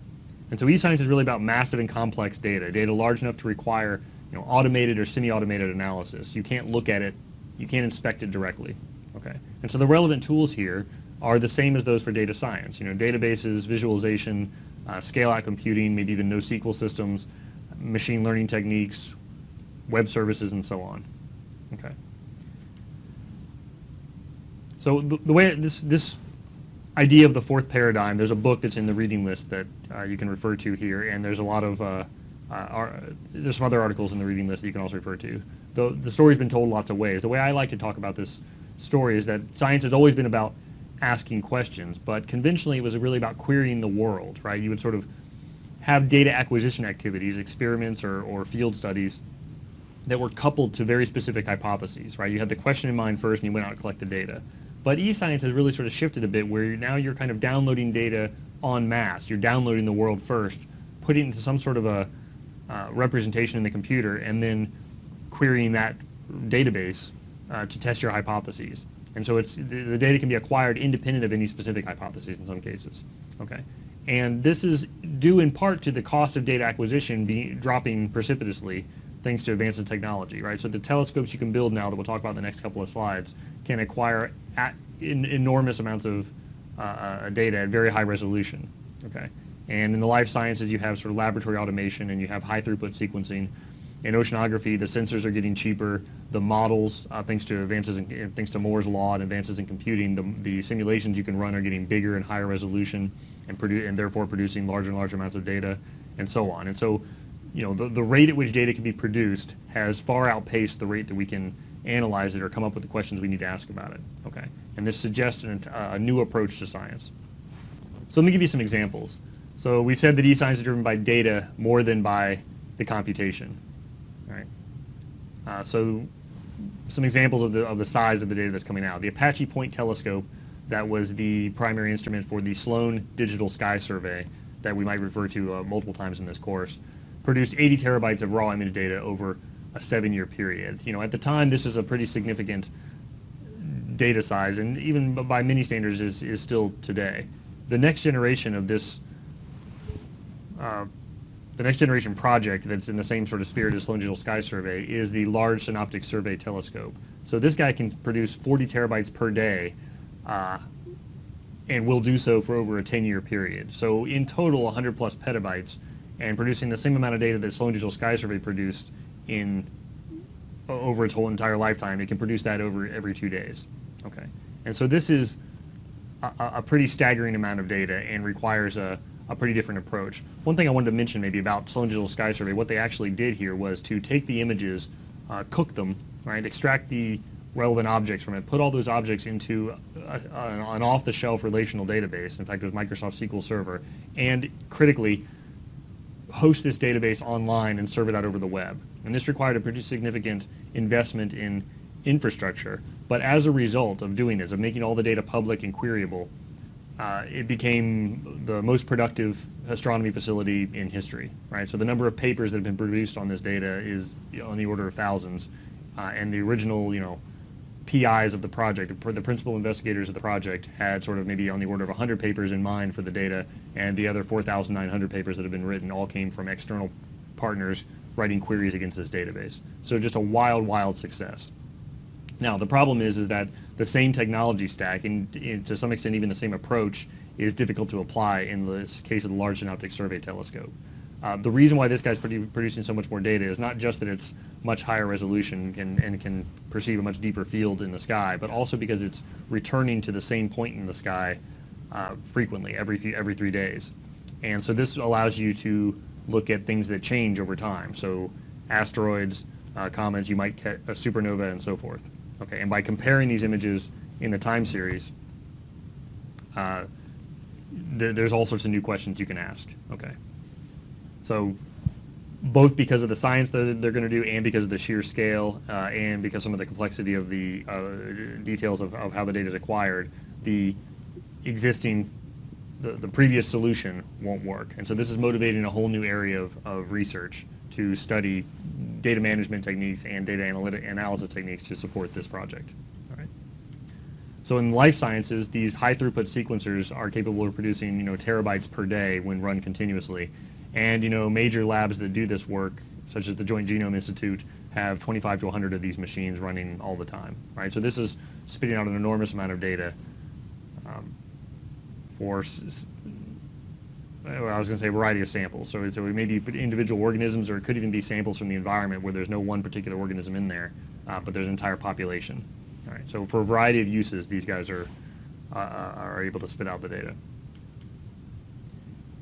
In oceanography, the regional scale nodes of the NSF Ocean Observatories Initiative is a project led here at UW. Ocean Observatories Initiative is a multi-institutional partnership. The regional scale nodes part is run at the University of Washington. So this project has involved laying 1,000 kilometers of fiber optic cable on the seafloor, connecting thousands of instruments in chemical, physical, and biological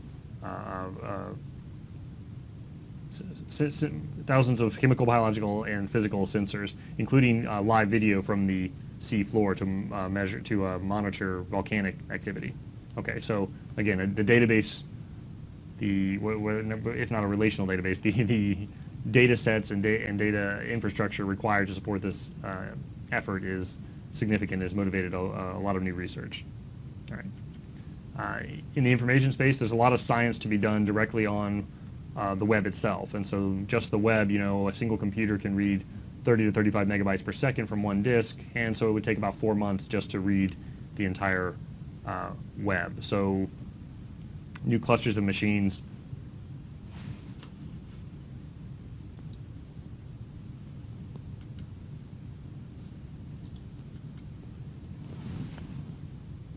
So summing up a little bit, eScience is about the analysis of data. So the automated or semi-automated extraction of knowledge from massive volumes of data. And so your main instrument for looking for answers are the algorithms and the technology, as opposed to direct inspection. There's just too much of it to look at yourself. But it's not just a matter of volume. And as we'll talk about in the next segment, this is another link back to what's going on in business, right? There's this concept of big data, and there's the 3 V's of big data that we'll talk about a little bit more next time, but let me just mention them here. Where volume, so the 3 V's are volume, variety, and velocity that you'll read about, and I'll give you where this terms came from in the next segment. But volume refers to just simply the number of rows or the number of bytes, right? The sheer scale. Variety is perhaps the number of columns or dimensions, but in science, for example, a lot of in the life sciences in particular, you'll have experiments that involve accessing multiple public databases as well as multiple sensors, your own data that you've collected and that of your colleagues.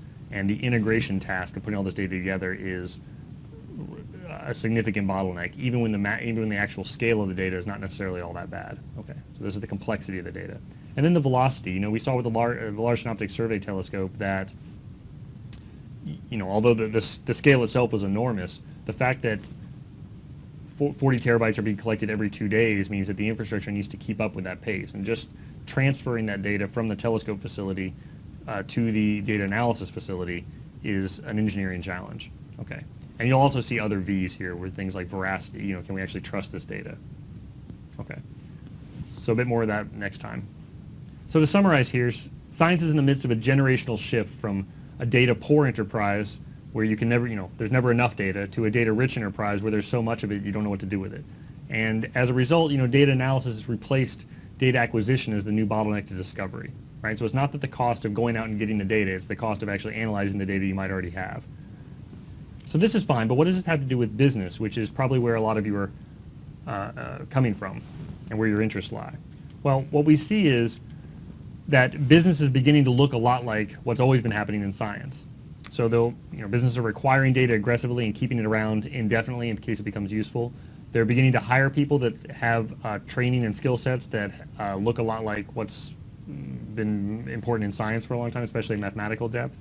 And they're beginning to make decisions with this data that are very empirical. So we're always wanting to sort of back up every decision with a clear case based on data. And so for these reasons, I think that you can take the lessons learned in science and apply them in business, and actually vice versa as well, because one thing where science is lagging behind business is in the adoption of technology.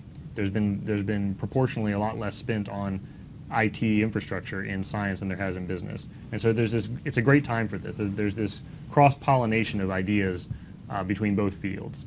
Okay, and so going back to this first slide that I gave, e-science and data science have essentially everything in common. So we might use examples interchangeably between the two. Okay.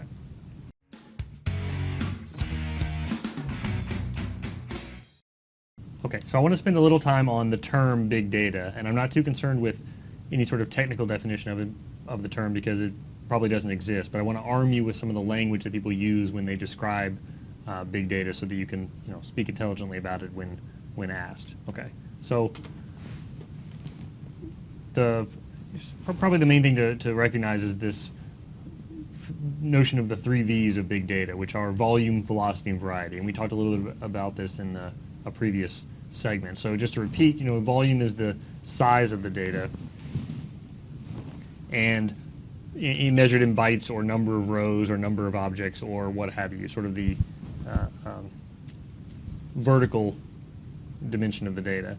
The velocity is, what I'll say here is the latency of data processing relative to the demand for inactivity, and that's maybe a mouthful, but what I mean by that is, how fast is it coming based on how fast it needs to be consumed. And so there's a lot of applications for which interactive response times is increasingly important, if not directly important. Okay, and so when this becomes the bottleneck, when this becomes the challenge, then this velocity term starts to become pretty relevant. And then the one that I think is really pretty interesting to me and is near and dear to my heart with my research is this notion of variety. And so here the problem is, an increasing number of different data sources are being applied for any particular task. And so you need to pull out, ASCII files, as well as download data from the web, as well as pull data out of some database, as well as use some NoSQL system, and so on. And the integration of all these different data sources is a pretty significant problem and can end up occupying a lot of your time. And so I made this point a couple of segments ago about researchers who spend 90% of their time, quote, handling data. This is where a lot of that time is going, this notion of variety. Okay, so all 3 of these are relevant in performing sort of data science tasks. All right, let me give you another notion, and I'm going to go back to use science examples, and you've seen some of these before. But if you sort of make a plot of number of bytes on the y-axis versus number of data sources, maybe columns of data in a single table, or columns of data across multiple tables, or a number of distinct data sources on the x-axis, you can sort of map out different fields of study or different problems and sort of see where they lie. And so typically astronomy has been challenged by the sheer volume of data, and so they're sort of up here. We're high on the y-axis, but but the number of actual sources in astronomy is not too high. There's telescopes, there's these spectral imagers, and then there's simulations of the galaxy, and so that's relatively few. In, say, the ocean sciences, and certainly in the life sciences, although I only show one example here, the variety is really more of a challenge. The actual sheer scale is not as high as the hundreds of petabytes that can be generated by these telescope infrastructures like the Large Synoptic Survey Telescope. But the number of different types of instruments you can use to acquire data is large and ever growing, right? So you have these glider systems that will go out for months at a time and kind of porpoise through the water. You have autonomous underwater vehicles that are more for short-term missions. There's oceanographic cruises where they deploy these conductivity, temperature, and depth instruments that can take profiles of the water, right? So this is, at a fixed XY and a varying Z and a varying T, a varying depth and a varying time, while the gliders are sort of varying in all 4 dimensions. You have these simulations that are probably one of the largest sources of information. Right, so these can be mesoscale, sort of at the order of the the northern hemisphere or the whole eastern Pacific, or they could be models of a particular bay or inlet or estuary connected to a river and connected to the open ocean, so a much smaller scale thing. So there's a lot of diversity there. And I say stations to mean these sort of fixed stations where there's a particular sensor deployed at one location and just measuring across time. ADCP is a acoustic Doppler something profiler where they're using sound waves to record the time that the sound waves take to bounce off particulate matter in the ocean, and can therefore measure velocity.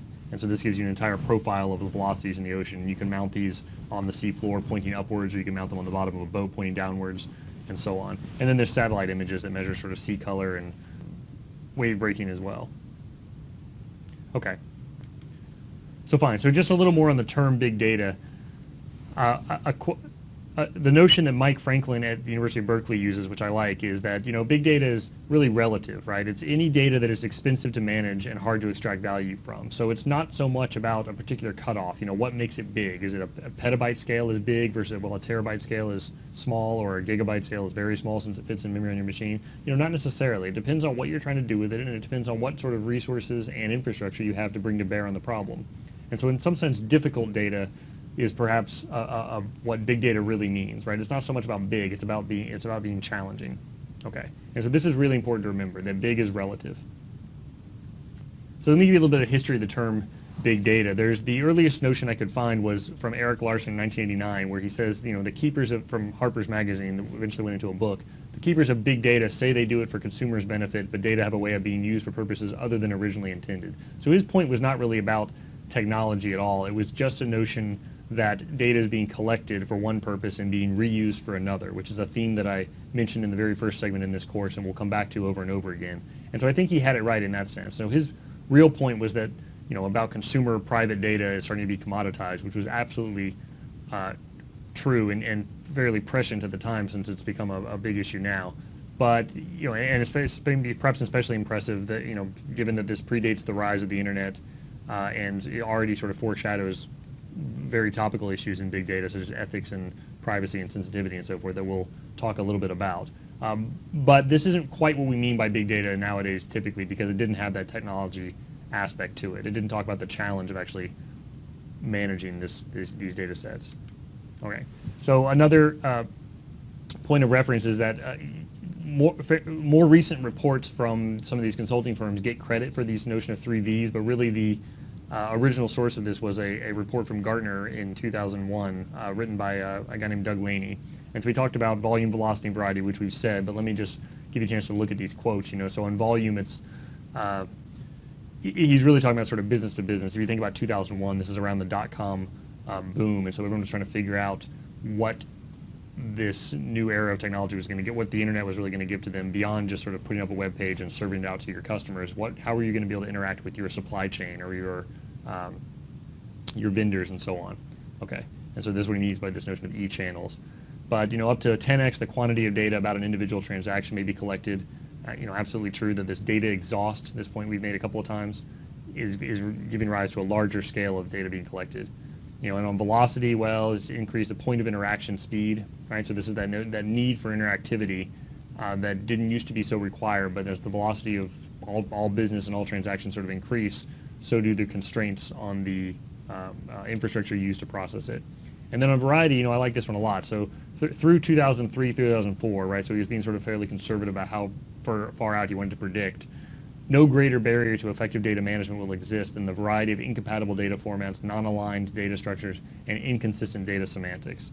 And so this is great. This is he could have said this through 2015 and been arguably correct. This problem has not gone away. Okay.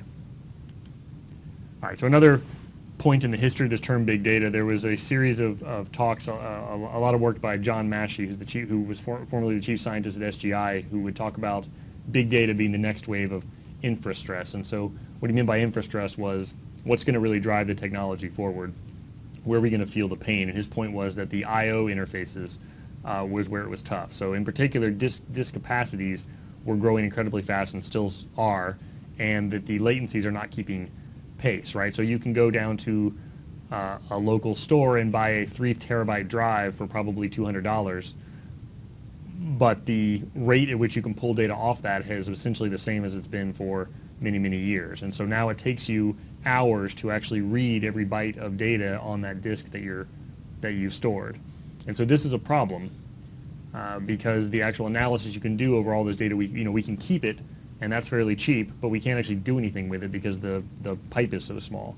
Okay, and so this is one of the arguments. He made several sort of very cogent arguments about where the bottlenecks are in the infrastructure, but they all sort of revolved around this idea that large, big data and big data processing were going to be the stress point. And so this is probably a pretty appropriate use of big data, although John Massey has said that he's not sure that he deserves any credit for coining this term, since it's a fairly generic term, and he was using it in one way, and we use it now in a related way, but it's not necessarily that it captures everything we need today, and I probably agree with him.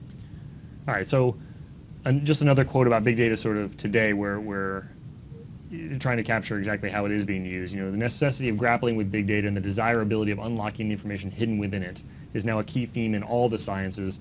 And I like this, arguably the key scientific theme of our times. And so we've talked about science, and we talked about the fact that I think what's going on in science is more or less equivalent to what's going on in business. And so I think this is nice, right? It's really maybe the key problem across all fields is unlocking what's going on inside big data, right? Extracting value out of big data. All right. So fine. The final point I want to make is, where does all this big data come from? And we said this a little bit before, but one is data exhaust from customers, right? So we're actually tracking a lot more information about interactions with customers than we used to, right? It's not just about taking their order, it's about monitoring their click stream that they used in order to get to that order. It's about not just about sending advertisements to them, but it's about watching how many clicks are on each advertisement and whether the number of clicks goes up or down depending on where that ad is placed on the web page, and so on. Another point that, especially true in science, but I think is also true in business, and I'll give a couple examples of this, is that the availability of new and pervasive sensors, right? We're actually able to get visibility on data sources that we previously couldn't. And I'll give a couple examples of that in a second. And then I think, I mentioned this already, but the technology of data storage, right? Just this capacities of disks has gone up. The cost of storing a byte has gone down. And so we sort of have this ability to keep everything whether or not we need it, or at least there's a perceived ability to keep everything, whether or not we need it. And so people are doing so, right? The other things that they would have otherwise thrown away, they're starting to keep, and then scratching their heads thinking, boy, how might I use this to make predictions and make better business decisions? Okay, so just a couple of examples of sensors that may or may not lead to massive data, but just examples of where we're getting visibility on data sources that we didn't previously have. So one is, the fact that all new cars are going to be equipped with these black boxes that are a lot like what's going on inside airliners have. And the reason is for forensics in the event of a crash, but they also record a lot of other information. And so insurance companies have similar devices that you can opt in, you can voluntarily plug in to reduce your insurance rates that track your speed, track other kinds of aspects of your driving habits. So this technology, simply would have been hard to imagine, 20, 30 years ago, but now that we have the technology, why not actually start collecting the data from it? Okay. And so while the purpose here is pretty clear, at least for the insurance companies and for these black boxes for crash forensics, you can imagine repurposing that data for other purposes. And in fact, that's what this article was about, was, well, boy, is there a privacy risk here, given that there's one purpose, they're being deployed for crash forensics, but they might be used for other purposes. And for insurance companies, you can imagine how they would collect it with a particular actuarial risk model in mind, but may develop other models in the future, given that now they have this data. Okay, and so I think this is really a theme of big data, is that we're collecting new sources of information independent of how whether we know how we're going to use them or not in the future. All right, so let me give you another couple of examples from research here by Shwetak Patel in the Computer Science and Engineering Department. And there are several related devices, and here I just mentioned two of them, HydroSense and ElectroSense. And so both of these devices are intended for consumers to use to monitor their own resource consumption. And so instead of having to kind of rewire your house to monitor the consumption of every device in your house, every faucet and every shower, and so on, you can just clamp this device on the main water line coming into your house, and it will monitor the pressure changes associated with every individual device. So it can disambiguate that flow and recognize the signature that every device puts on the pressure changes. And so every time you turn on the shower in the upstairs bathroom or flush the toilet in the downstairs bathroom, this thing can identify when that happens and give you a log of the events. And by analyzing that log, you can tell, which device, where most of your water is going. Is it mostly going for showers? Is it mostly going for dishwasher, and so on? ElectroSense is very similar in that every electrical device in your house puts a recognizable load on the signal, on the power signal, that can be read and disambiguated to tell you where your energy is going. Okay, and so these are just examples of new sensors that are coming on the market where data is being derived that otherwise wouldn't have been able to be derived at all.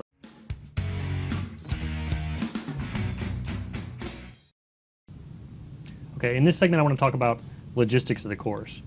So how we've organized this course is as a guided tour of important trends along with a deep dive into specific topics.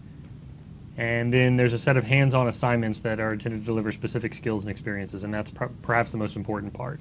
Okay, and so overall the course is not, the challenge here was to design a course that would be broad enough to cover the topics that we want and also inclusive enough that we didn't sort of have to dial it in for a very specific cohort. But the challenge then is that it's going to be very difficult for some people, and others may find it, some aspects of it certainly routine. I'd be surprised if anybody finds the whole thing routine. If so, then I'd be surprised that you took this course. Okay, so the prerequisites here are pretty light because we are trying to cast such a wide net, but they're really important. So some prior programming experience in some language is going to be really critical. Then, we're going to use terminology from basic college statistics or advanced high school statistics. So when I talk about linear regression, you should know what that means. You should also be able to sort of look at some visualization of data and be able to understand what it's telling you. Okay, and then perhaps the toughest one, if that's statistics, perhaps the toughest one is to have some exposure to databases and database concepts. And if you're just starting out in college, that's not always an easy proficiency to have gained or experience to have gained. But it's not we're going to couch a lot of the discussion in terms of databases and in the relationships to databases, and so some idea of what that means, what they are, is going to be helpful. Okay. So to that end, one assignment will involve writing SQL, and if you've never written SQL before but you understand databases a little bit, you will probably be able to power through the assignment. If you're an expert in SQL, there's some parts of it that might still be interesting to you. Then two assignments will involve writing Python. One optional assignment will involve sort of processing big data using Amazon Web Services. And here, one of the reasons it's optional is that because of the varying skill sets, but another reason is that you'll have to pay out of pocket for the cloud resources. And the reason for that is there's 60,000 students who signed up for the course, and we can't sort of pay for all of them. The good news is it will cost sort of less than $10 or so. Okay, and it's optional, so if you don't feel comfortable with that, you don't have to do it, and you'll still get full credit for the course. All right.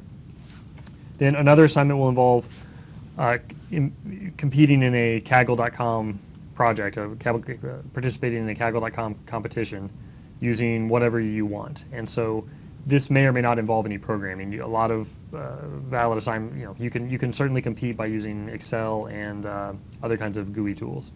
Okay. This last bullet probably isn't true, so let's just ignore that actually. Okay, so the learning objectives here is I really want people to come out of this course being able to talk intelligently about the landscape of data science concepts, tools, algorithms, and technologies. And this will be sort of a springboard for you to dive deeper into particular areas. So for example, machine learning. This is not a machine learning course, but you can dive deeper into machine learning by taking this course. This is not a database course, but you can dive deeper by taking a database course, and so on. Okay. Then I also want to deliver some hands-on experience manipulating data in order to level set people that don't have any programming experience and provide some specific experiences for those of you who do have programming experiences. For example, the first Python assignment will involve computing some sentiment analysis using Twitter data. And so if you already know Python, the learning Python won't be much of a contribution to that assignment, but perhaps it's the first time you've been able to work with the live Twitter stream. Okay. And so the end result of this is we hope that you'll be sort of an advanced beginner in a variety of data science topics. And as I said, the tough part here is sort of how to do something more than just superficial access, given that data science encompasses such a broad area as we've discussed. And so we think we put together a pretty good program, but you'll have to be the judge of that. Okay. All right. So the risk of belaboring this, the course of the philosophy here has been that the skills needed by the data scientist span a variety of different areas: statistics, programming, databases, distributed systems, visualization. But the traditional organization of these topics is sort of vertical and is not ideal for becoming sort of introductory in data science, right? So in order to get introductory level knowledge in all these areas, what you end up having to do is take an introductory course in 7 different areas or something. So a lot of different courses. Okay. And so our goal is to try to expose and simplify the links between these different areas. Okay, as opposed to sort of narrowing our attention on what makes them unique. Okay. Right. All right, so, after taking this course, you will not be an expert in statistics. You will not be an expert in machine learning, certainly. You will not emerge an expert in databases or even NoSQL, nor will you sort of have programming proficiency in all these language. However, you will use all these tools, you will understand the basic concepts of all these tools, and you will have applied many of these tools. Okay.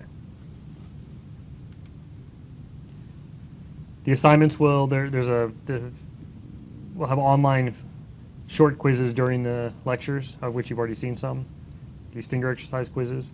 There will be a set of the full-length offline assignments, as I mentioned, and some of the assignments will be graded by, some of the programming assignments will be graded automatically. Some of the assignments that don't lend themselves to auto grading will be assessed using the peer assessment tools. So an example of that is you're going to write up a description of your Kaggle solution in addition to submitting your score for the Kaggle competition, and other students are going to sort of grade whether it's comprehensible or not. Okay. So here's my background in one slide. So I have a bachelor's degree in industrial and systems engineering from Georgia Tech, but all the problems in industrial engineering tended to be about optimization and automation, which seemed to require software. So I sort of got more interested in computer science. So I spent a couple of years consulting with some big firms. Schlumberger does oil field services, and Siebel does customer relationship management software. And you're probably familiar with Microsoft and Verizon, and Deloitte is a management consulting firm. And then I went back to grad school and got a PhD in computer science from working with oceanographers on query systems for large-scale oceanographic models. And then I spent a couple of years working directly with oceanographers as kind of a data architect, and before coming to University of Washington, where now I lead a group in scalable data analytics for the University of Washington eScience Institute, and also have an affiliate assistant professor position in computer science and engineering. And so there's a bit of a mix of, very practical kind of applied work as well as my research agenda. And so I think that this data science trend that's occurring sort of strikes close to home with me. I think it's a great time for it. Okay, this is a walkthrough of the first assignment for Introduction to Data Science, and here we'll be using Python to process some Twitter data. So the first thing to do is to go down to the link where you can get the class virtual machine and make sure you have that if you're going to use it, or to make sure you've installed Python if you are not using the virtual machine. Okay, and I encourage you to read this material about the assignment and about Python, especially if you're new to Python, but I'm going to scroll right down to problem 0. And so some of these steps, problem 0 included, should be pretty straightforward for you if you've used Python, especially if you've used it extensively. But there'll be some steps in this assignment that should still give you a challenge. And if you're new to Python, this is a great way to get warmed up. So I've opened the virtual machine here, and there were a couple of things I had to confirm to allow VMware to convert it to the VMware format, but it wasn't too hard. You can also use VirtualBox, which some folks have done. Okay. So here I am in the home directory, and there's some things that have been automatically exported by VMware from the host machine, you can ignore those. But we have this DataSci course materials directory, and I'm going to go in to that. And the first thing to do every time you start an assignment is to do a git pull. Make sure you have all the most recent changes to the assignment. This allows us to fix bugs at the last minute and not have to worry about how to get you those changes. Okay, so I'm already up to date, so I can get started. We can look at what's in. I'm going to go to assignment 1, which is what this assignment is. And I'm going to scroll down to problem 0 and see what it asks me to do. Okay, so the first thing here is we're going to access some tweets through the public API that doesn't require any authentication. So this is pretty much identical to just going to the Twitter website and typing in a search term, in this case, Microsoft. And I'm going to do that programmatically by copying this little snippet in. Okay, so we're going to need a text editor for this. And I typically wouldn't use a GUI text editor, but I'm going to in this case. I think it might be the most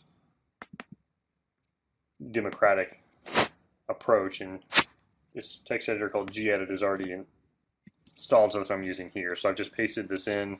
You may or may not be able to paste into a virtual machine without some configuration. I've done that configuration, which amounts to, for VMware, amounts to installing VMware tools. I'm not going to go into that here, but hopefully you can do that. If not, then you can type it in and it shouldn't be too hard. That's really the only thing you're going to have to be able to copy and paste. The rest you'll be typing anyway. Okay, so I'm going to save that and go into assignment 1 and name it print.py.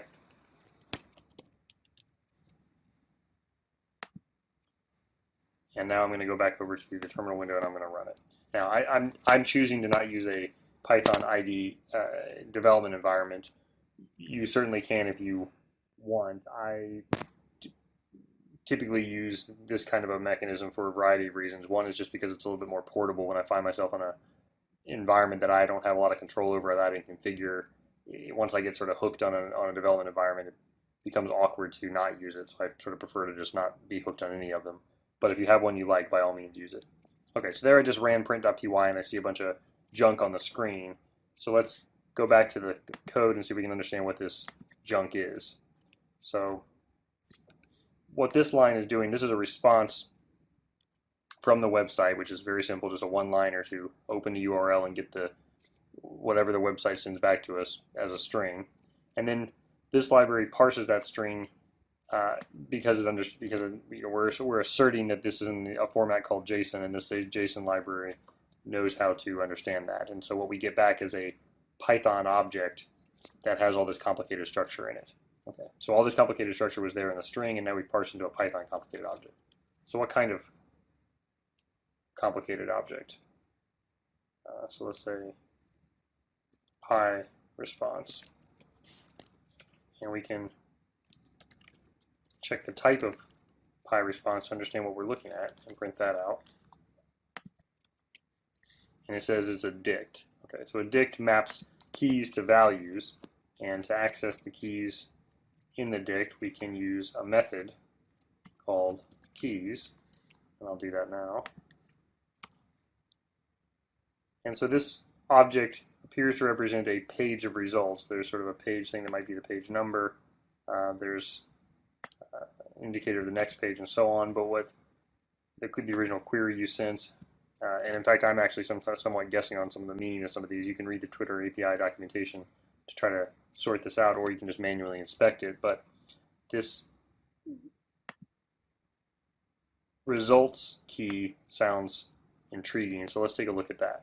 So how do we actually access the value for a particular key? We use these square bracket, use the square bracket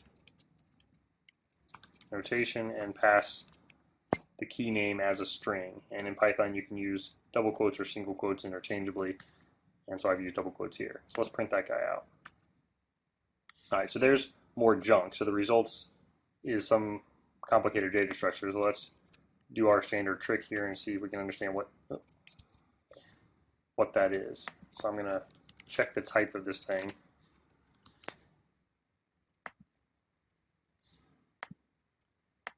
And I'm going to comment this out. And so comments you can use with a little hash character. And so that's a list. So what can we do with a list? Well, first thing I'm going to do is put it into another variable just to kind of keep myself sane. And so these are now the results. And I'm going to print out the first element of the list. And so here we're using the same square bracket notation, but instead of passing a key name, which is what dictionaries support, I'm passing an index number, which is what lists support. Okay. And you can look at the Python documentation. There's some links in the assignment to learn about the methods supported by both the dictionary and the list type. Okay, so now we printed this guy, and we get one element of the list, which itself looks like yet again another complicated, boy, that's going to get annoying, another complicated object. And you happen to be able to get a feel for this. You can recognize that this is a dictionary because of these curly braces, but we don't necessarily need to guess. We can just check it out once again. So what is the type of this list element? It's a dict. All right, same thing. Let's look at the keys of it. And notice I'm not caring too much about a lot of software engineering here. We're just trying to inspect some data that we pulled from the web. And this is something that comes up quite a bit, I think, in these data science tasks, is you're looking at some data for the first time. And so it's not necessarily the time to get too obsessive about software engineering, because there may be no one that's going to look at this script besides you. You're just trying to get a feel for things. Okay, so there I've printed out the keys for this dictionary, and I see some things I don't understand, but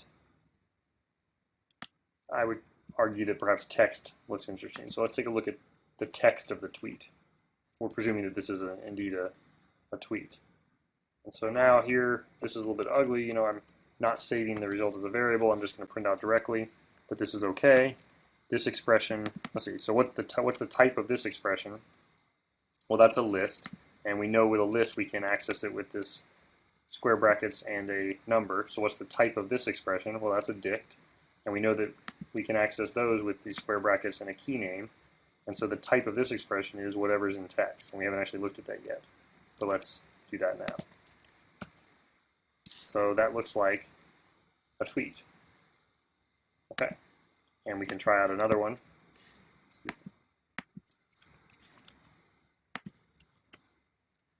And that's a different tweet. And if we want to loop over all tweets, we can do that too. We can say for I in, use this built-in range function.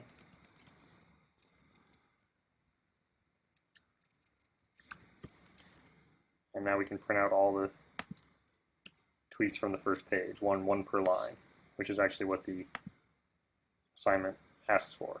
Now, for this one, don't bother turning anything in. That was just sort of a warm-up, especially for folks who haven't really looked at Python before. But that's, you know, how you can kind of inspect a complicated data structure and try to make sense of it without doing too much work. Okay, so now we're going to get access to the actual 1% live stream. So this data was, again, just like going to the website and typing in a search term and looking at the results. But that's not we can't get a actual sample of all the tweets that are coming in. And so for that, you need to actually log in to your account and do a little bit of configuration.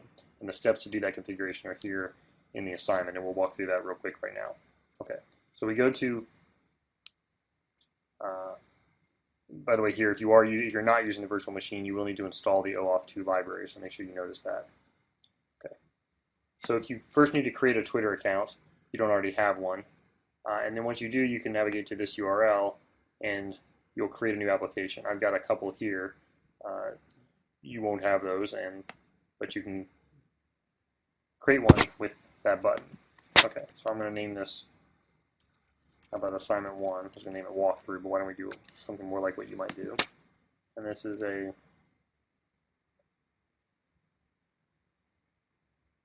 data science assignment Twitter application. And so what you're doing here is registering an application that's going to consume this Twitter feed. Now we're just going to write a couple of scripts with it, but imagine you were building some sort of a website that was going to do some analysis. They want to know about it and have a little bit of metadata about who you are and who you're authenticating as. So in case you do something strange, they can be aware, have a little more information about what you're doing with it. Okay, so here you can put in basically any URL, and this is again just a way to help provide some provenance in case you do something untoward. I'm just going to put in my home page, and you can essentially put in anything. Okay. Actually, yeah, and just to be clear, it actually literally can be anything. It's not even going to be sort of validated. Okay, so fine. So here's, and there's an agreement here and a CAPTCHA, and I'm going to agree to that. Type in this guy and then create the application. Oops, that's already been taken, which makes sense. So why don't we say data science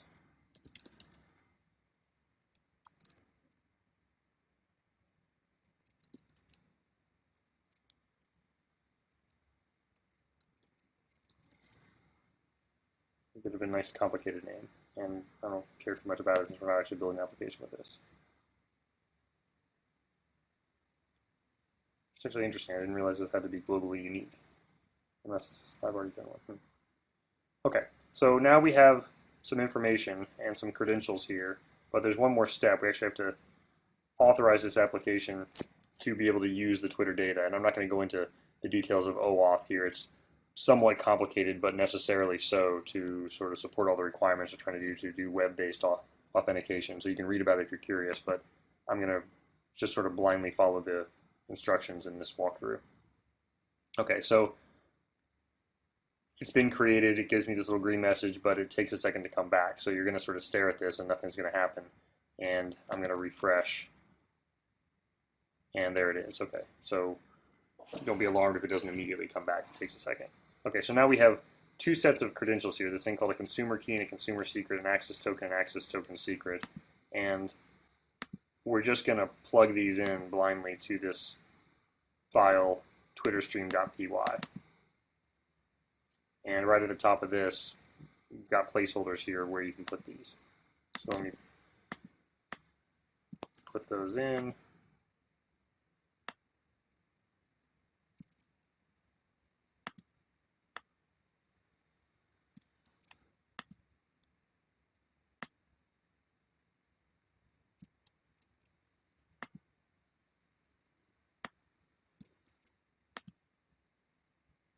And we can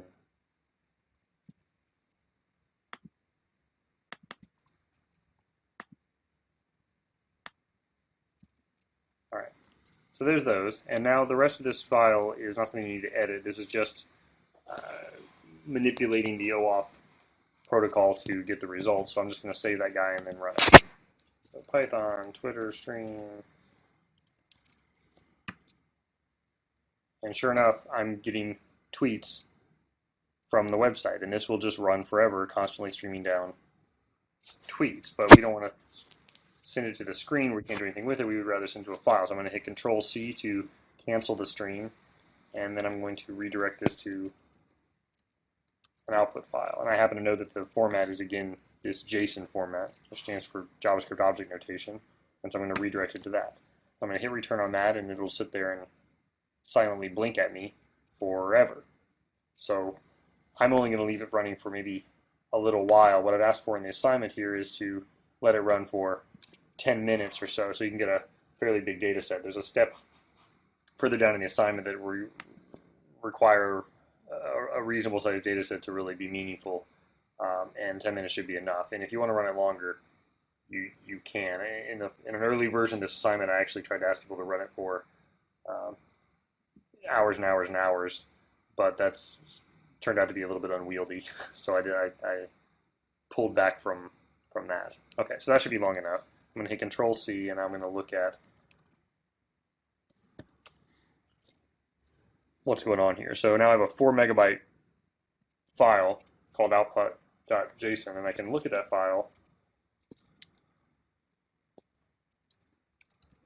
the first 20 lines of that file, with this command.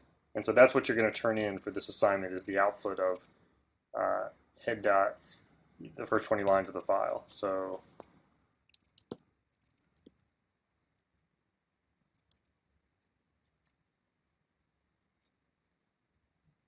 I'm going to take the output of this command and put it into turnin.json, and you can turn that in on the Coursera website.